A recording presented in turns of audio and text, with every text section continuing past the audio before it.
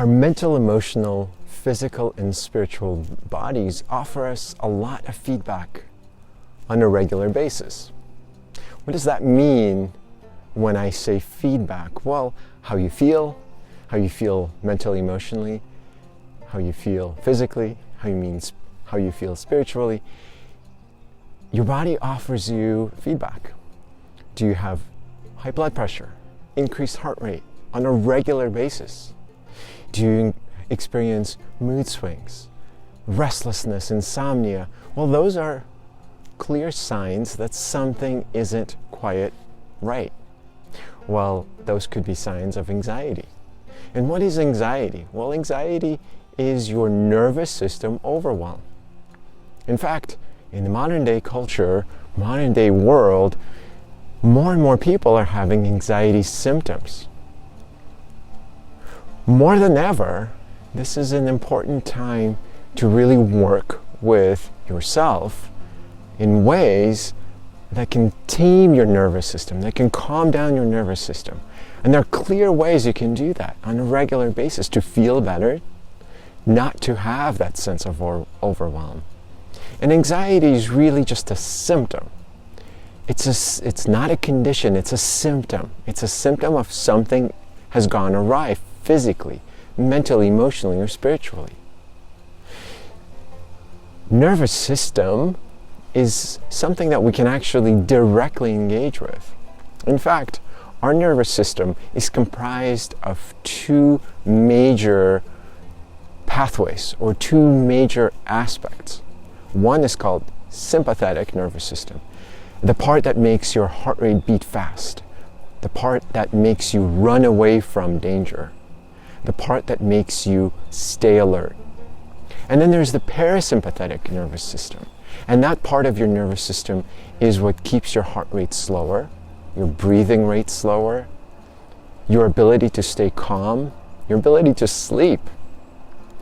Speaking of sleep, have you ever had a moment where you're just about to fall asleep and then you jerk, your feet jerk, your body convulses in a way?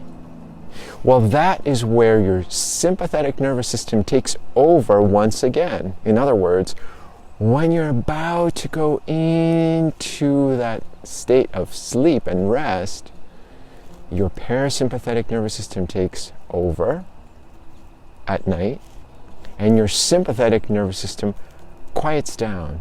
Well, when that shift begins to happen, and then you jerk, that's where your sympathetic nervous system or sympathetic tone takes over once again. So now you're awake. Well, that is an example of what can cause this perpetual feeling that you might experience of anxiety, restlessness, insomnia, and so on. How do you calm down your nervous system? How do you calm and tame down the wild tiger inside?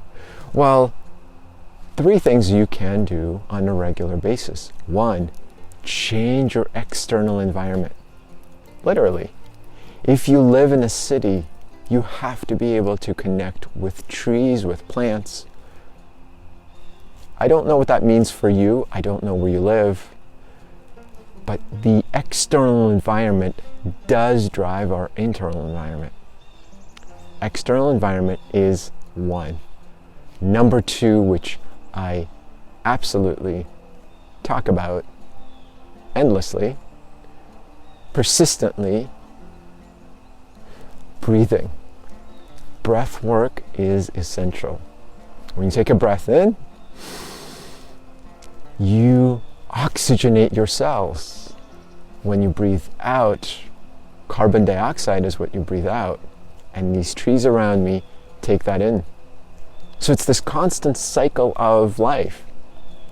So when you exercise your breathing, your breath muscle, you are constantly oxygenating yourself. You're taking that in. And that's vital for calming down our nervous system. Most of us end up breathing in the upper portion of our lungs. Our lung capacity is much bigger. So when you take a breath, you always want to take a breath on a count of 3, 4, 5, and breathe out on a count of 6, 7, 8, depending on what your breathing pattern is like. The slower the better, particularly on the breath out. Yes, I always talk about breathing and breath work and constantly reminding everyone that it's important to breathe out on breathing out twice as long as you're breathing in, because what that does is it engages your vagus nerve. And your vagus nerve is part of your autonomic nervous system, which is part of your parasympathetic nervous system. And number 3, engage with plants. What does that mean? Well, plants like passion flower, chamomile, lemon balm. Make teas. Yes, you can go into your garden. You can pluck some of those, as long as you know what they are.